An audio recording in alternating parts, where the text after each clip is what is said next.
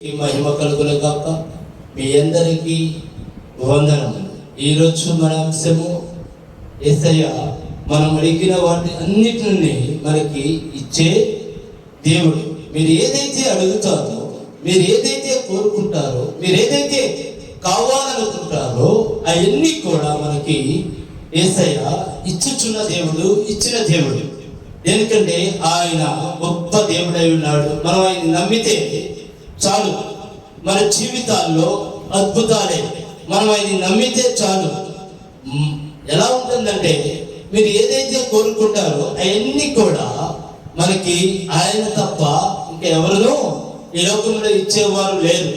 అది ఆయన మనల్ని అంతగా ప్రేమించుచున్న దేవుడు కనుక, మనల్ని ఎంతగా ప్రేమించుచున్న దేవుడు మనల్ని ఒక్క క్షణం అంటే ఒక్క క్షణము కూడా ఆయన మనల్ని విడిచిపెట్టి ఉండడు. మనమైతే యేసయ్య వైపు చూస్తలేదు, కానీ ఆయన మాత్రము నిరంతరము మనల్ని ప్రేమించుచున్నాడు. నువ్వు ఏది అయితే అడుగుతావో అది నీకు ఇస్తానికి సిద్ధముగా ఉన్నాడు, ఇచ్చుచున్న దేవుడు. అయితే మన ఒక విశ్వాసం ఏ విధముగా ఉండాలి అంటే, మనం అడిగిందల్లా పొందుకున్నాం అని మొట్టమొదటిగా మనము నమ్మాలి. మన ప్రార్థన ఎలా ఉండాలి అంటే, మన ప్రార్థన బలమైన విశ్వాసంతో ఉండాలి. మెయిన్ మనకి కావాల్సింది ఏమిటి అంటే విశ్వాసం. ఎందుకంటే మనము విశ్వాస వీరుల్లాగా ఉండాలి తప్ప విశ్వాసం కోల్పోయిన వారిలాగా మనము ఉండకూడదు. దేనికి? మనం ఏదైతే యేసయ్యని అడుగుతామో దాన్ని పొందుకున్నాం అని మొట్టమొదటిగా మనం నమ్మాలి. అప్పుడే అద్భుతాలు అనేవి అన్నీ కూడా మన సొంతం. దేనికి? నన్ను నమ్మితే నా మహిమను చూస్తావని యేసయ్య వాగ్దానం ఇచ్చిన దేవుడు. నేనైతే నా దేవుడిని, నా యేసయ్యని నేను ఇలాగే అడుగుతా. నేను అడిగింది ఎలా పొందుకున్నట్లుగా నేను చూస్తాను కనుక నా జీవితంలో నేను ఏది అడిగినా సరే నాకు యేసయ్య అద్భుతమైన రీతిలో ఇచ్చుచున్నాడు. దేనికంటే నాలో ఉన్నది విశ్వాసం, నమ్మకం. నేను యేసయ్యని అంతగా నమ్ముచున్నాను, నేను యేసయ్యని అంతగా ప్రేమించుచున్నాను, నేను యేసయ్యని అంతగా ఆరాధించుచున్నాను.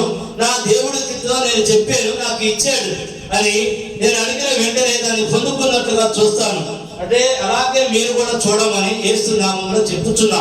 నేను చెప్పుచున్న మాట కాదు, వాక్యంలో ఉన్న మాట ఇది. మీరు అడిగే దేనినైతే అడుగుతారో దాన్ని పొందుకున్నట్లుగా యేసయ్య చూడమన్నాడు. మనం ఆ విధముగా కనుక చూసినట్లయితే ప్రతి ఒక్కటి కూడా యేసు నామములో మనకి ఏది కోరుకున్నామో అవన్నీ కూడా మన సొంతము. యేసు అడుగుడి మీకు ఇవ్వబడును, వెతుకుడి మీకు దొరికెను, అలా తట్టుడి మీకు తీయబడును. యేసయ్య ఇలా వాగ్దానం ఇచ్చిన దేవుడు. ఎందుకనగా ఆయన ఒకసారి వాగ్దానం కనుక ఇస్తే భూమి ఆకాశములు గతించిపోయినను ఆయన వాగ్దానము గతించిపోదు. దయచేసి మనము గమనించాలి. ఎందుకంటే మనకి బాధ వచ్చినప్పుడు ప్రార్థన చేస్తాం, మనకి ఇబ్బంది వచ్చినప్పుడు ప్రార్థన చేస్తాం, మనకు అవసరమైనప్పుడు ప్రార్థన చేస్తాం. కాకుండా మనం నిత్యము ప్రార్థనా వీరుల్లాగా జీవిద్దాం. నిత్యము యేసయ్యతో గడిపేవారులాగా, నిత్యము యేసయ్యతో నడిచేవారులాగా మనందరం కూడా ఉండాలి.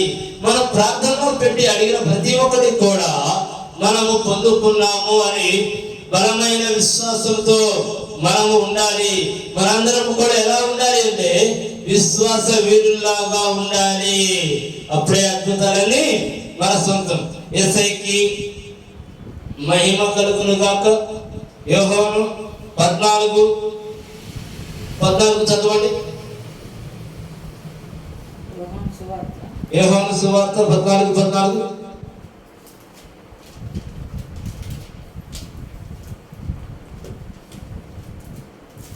యోహాను 16వ అధ్యాయం.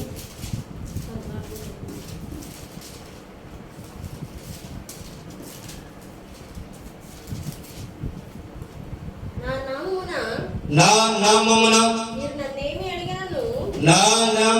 మీరు నన్ను ఏమి అడిగినను నేను చేతును. ఒక్క నిమిషం అమ్మా, ఏమంటున్నాడు ఇక్కడ? నా నామమున మీరు నన్ను ఏమి అడిగినను నేను చేతును అన్నాడు. అంటే ఆయన ఎంత గొప్ప దేవుడు. ఆయన నామములో మనము ఏమి అడిగినా అది సాధ్యమే. అయితే మనం ఎలా అడగాలి? విశ్వాసంతో అడగాలి. అల్ప విశ్వాసంతో అడిగితే నీకు అక్కడ కార్యం జరగదు, నీకు అద్భుతాలు జరగదు, ఏమీ జరగవు. ఎందుకంటే ఏ ఒక్క మాట బైబిల్లో ఉన్నది తీస్తానికి వీలు లేదు. దేనికంటే వాక్యమే దేవుడై ఉన్నాడు కనుక. అంటే ఈ వాక్యం మనతో ఎవరు చెప్పారు ఈ మాట? యేసయ్య చెప్పాడు, నా నామములో ఏది అడిగినా నేను చేస్తానికి సిద్ధముగా ఉన్నా. మనం ఎవరి నామంలో అడగాలి? నీ సొంత ప్రయత్నాలు చేయకూడదు. నీ సొంత ప్రయత్నాలు చేస్తే జరిగేది ఏమిటో తెలుసా? నీకు ఇసుక పుట్టిపోయింది, నువ్వు ఒంటరి పోరాటం చేస్తావు అనుకో, యేసయ్యా అని యేసయ్యని అడగకుండా నీ తెలివితేటలతో నువ్వు చేయాలని ప్రయత్నిస్తే నీకు ఆ కార్యం అయిందా? కాదు. దేనికి? నీకు అక్కడ ఎవరు తోడు లేదు, యేసయ్య తోడు లేకపోవడం వల్ల. యేసయ్య మనతో ఏం చెప్పాడు? నీకు ఏ కార్యం కావాలన్నా, నీకు ఏ పని కావాలన్నా నా నామములో మాత్రమే అక్కడ జరుగుతుంది.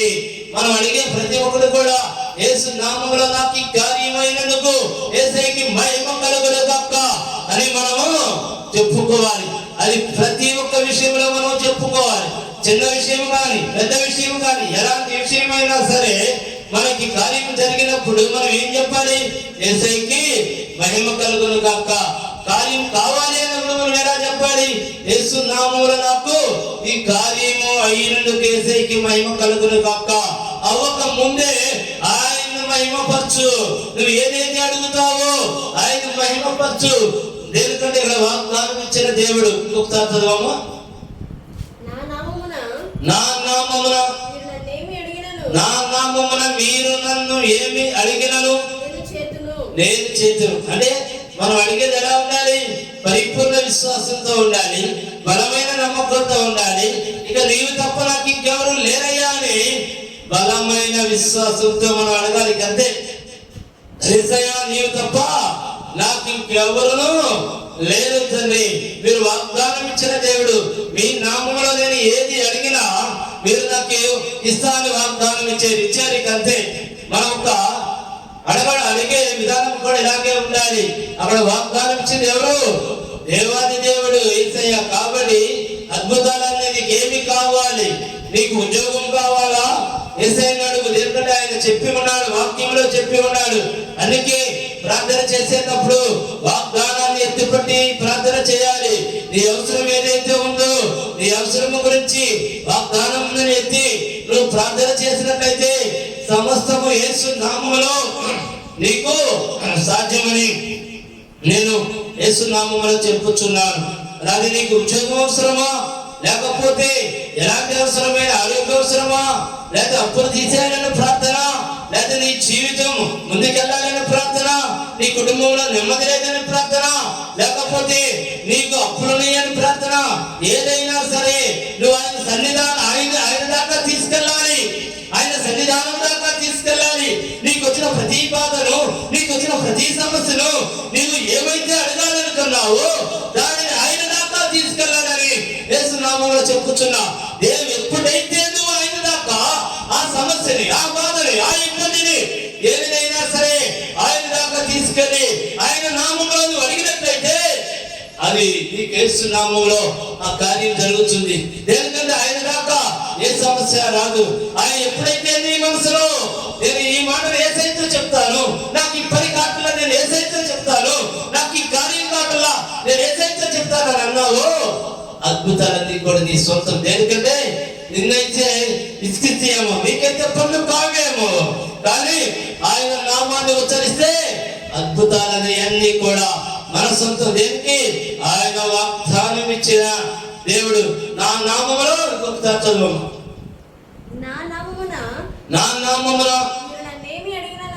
నామమున నీవు నన్ను ఏమి అడిగినను నేను చేతును. మనం అడిగేది ఎలా ఉండాలి?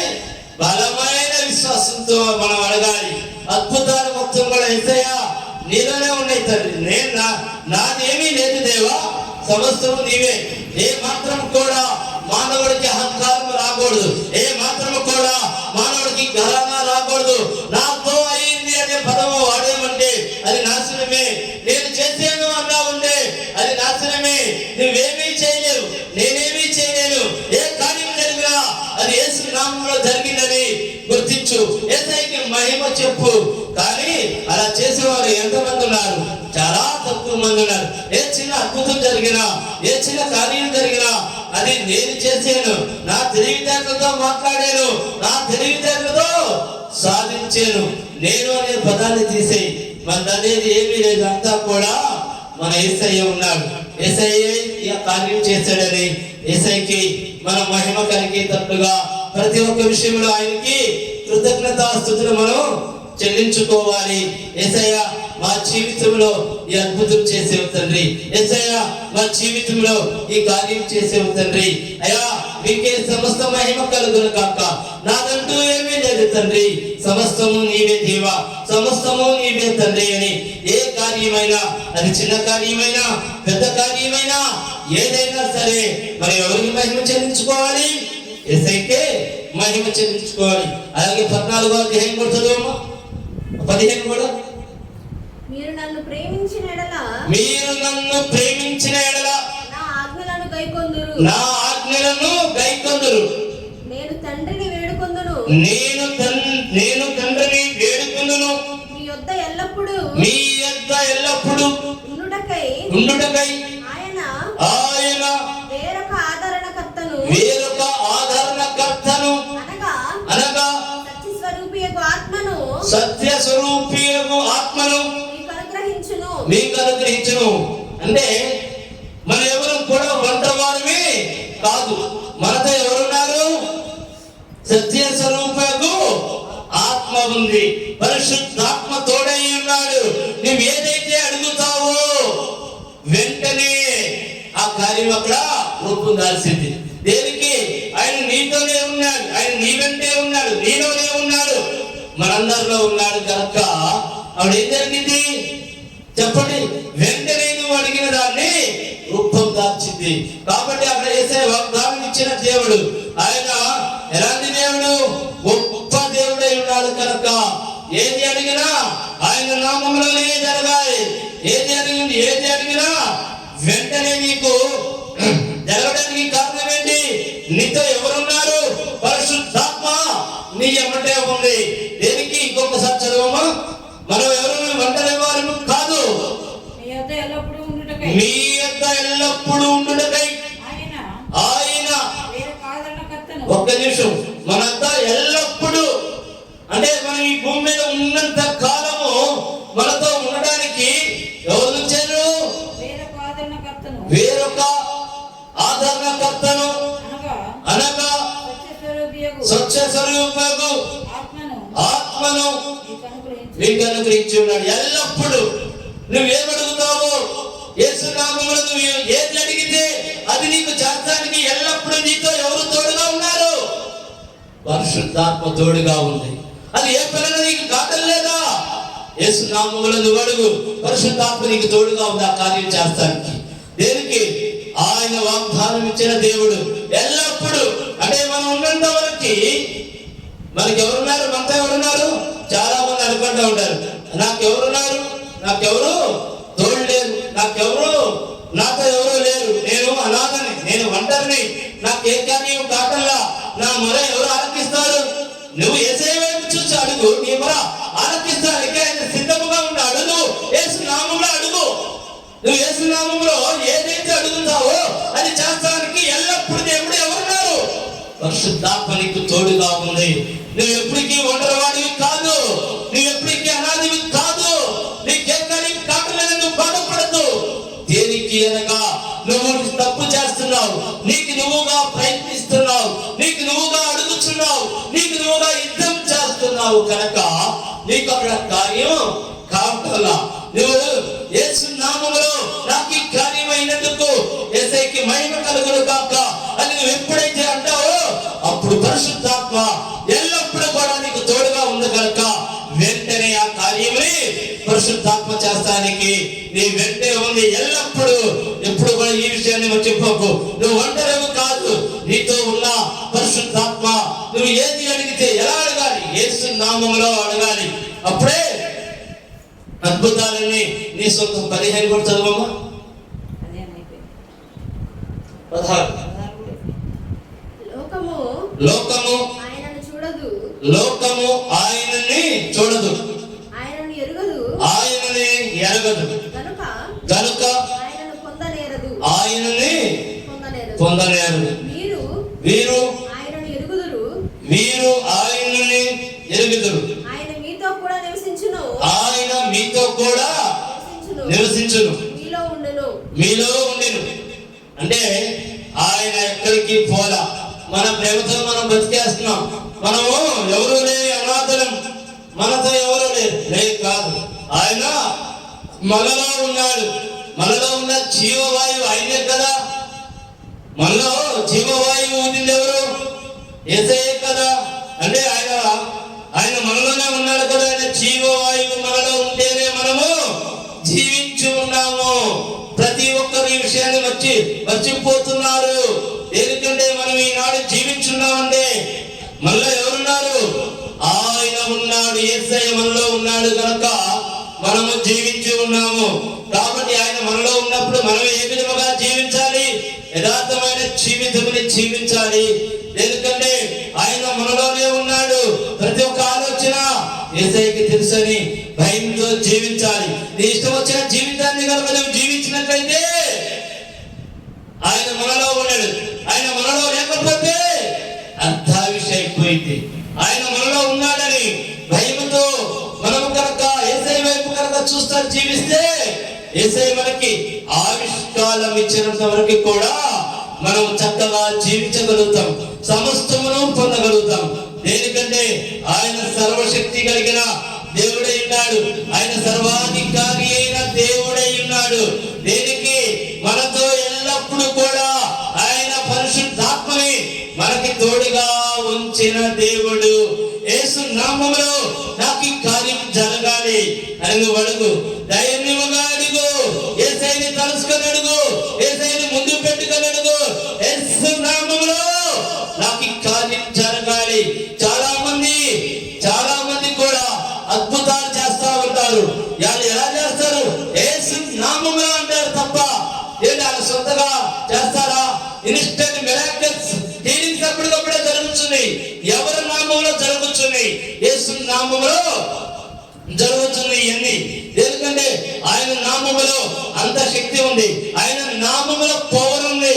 నువ్వు ఖాళీగా ఉన్నప్పుడైనా సరే యేసు నామమే జయం, యేసు నామమే జయం, యేసు నామమే జయం అంటూ ఉండు.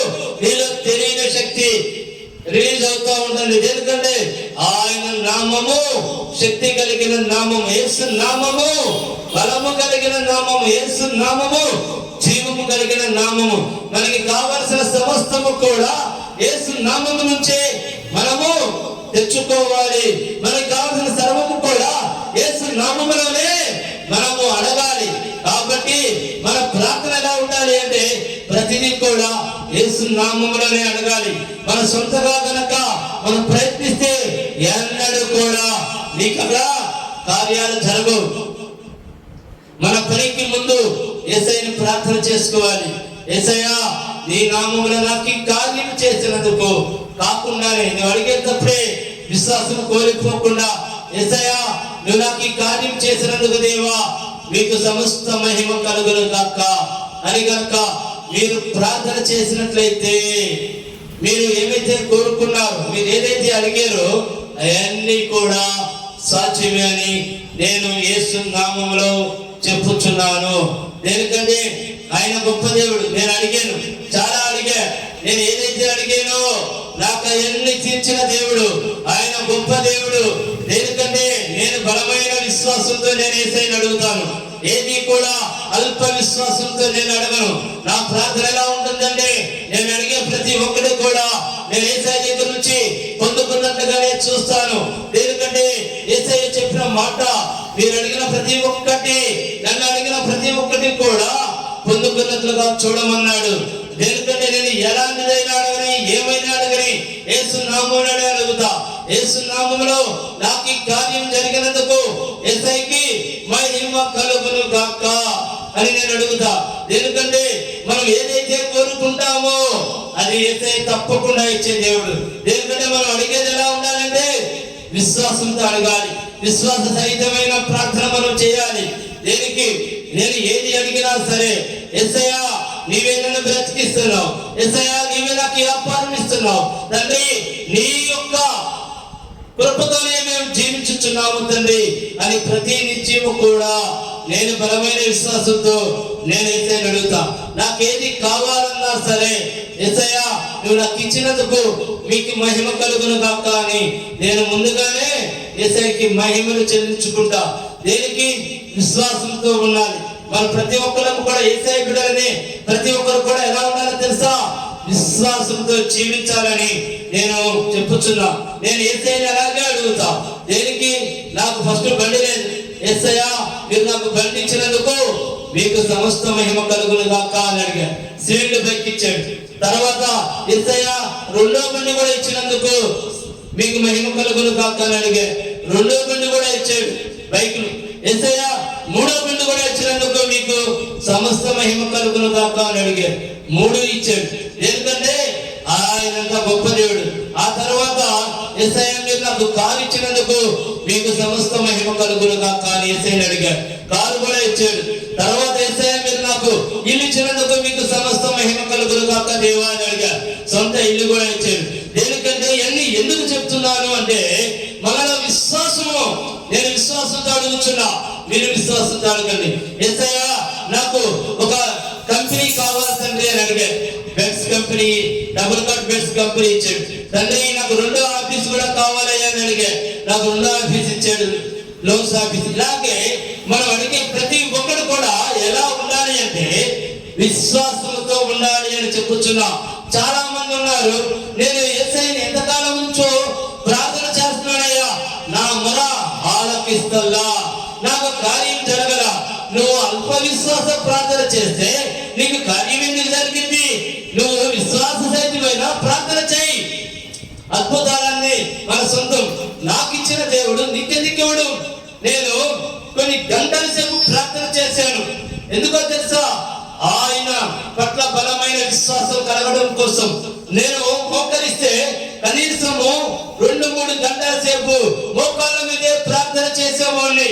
అయ్యా నాకు నీవు తప్ప ఇంకెవరు లేరయ్యా, అయ్యా నీవే నా ఆధారము తండ్రి, యేసయ్యా నీవే నాకు దిక్కు దేవా, నన్ను సృష్టించిన నా సృష్టికర్త, నీవు తప్ప నన్ను ఇంకా ఎవరిని చూసేవాడే లేరు.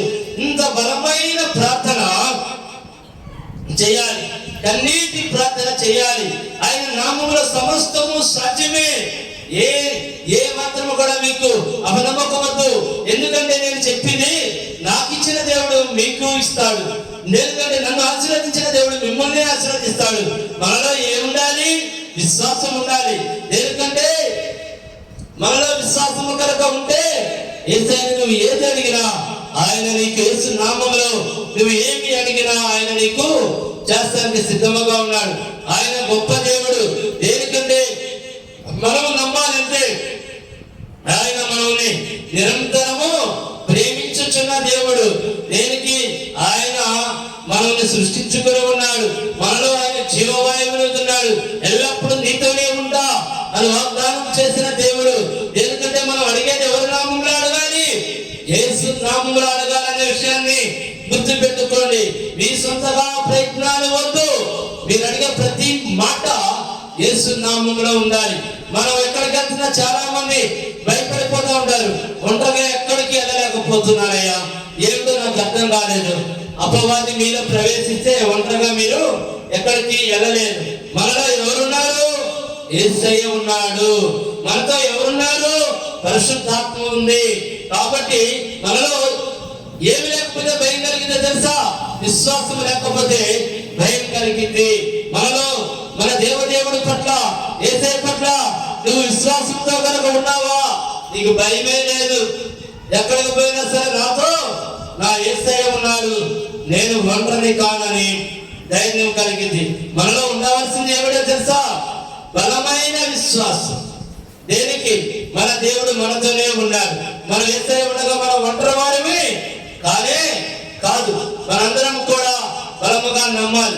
మనం ఏది అడిగేది, మనం అడిగే ప్రతి ఒక్కరు కూడా యేసు నామములో ఈ రోజు నుంచి ఈ వాక్యం విన్న ప్రతి ఒక్కరు కూడా బలమైన విశ్వాసంతో యేసు నామములో అడగండి. మీరు ఎన్నిసార్లు అయితే ప్రార్థన చేస్తారో అన్నిసార్లు కూడా యేసు నామములో నాకు ఈ కార్యము జరిగినందుకు నాకు యేసయ్యకి మహిమ కలుగును గాక అని మీరు ప్రార్థన చేయండి. ఎందుకంటే ఆయన గొప్ప దేవుడు, ఆయన సర్వశక్తి కలిగిన దేవుడు, ఆయన సర్వాధికారి అయిన దేవుడు. మనలో విశ్వాసం లేకపోవడం వల్ల, మనము అల్ప విశ్వాసం లాగా ఉండటం వల్ల ఆ కార్యం ఏది జరగటంలా. ఎందుకంటే ఆయన దేవదేవుడై ఉన్నాడు. ఆయనే మన సృష్టికర్త, ఆయన మనల్ని పోషించుచున్న దేవుడు. ఆ మనల్ని సృష్టించిన దేవుడే మనల్ని పోషించుచున్నాడని నమ్మాలి. ఎందుకంటే ఆయన గొప్ప దేవుడు. నేనైతే నా ప్రార్థన ఈ విధముగా ఉంటుంది.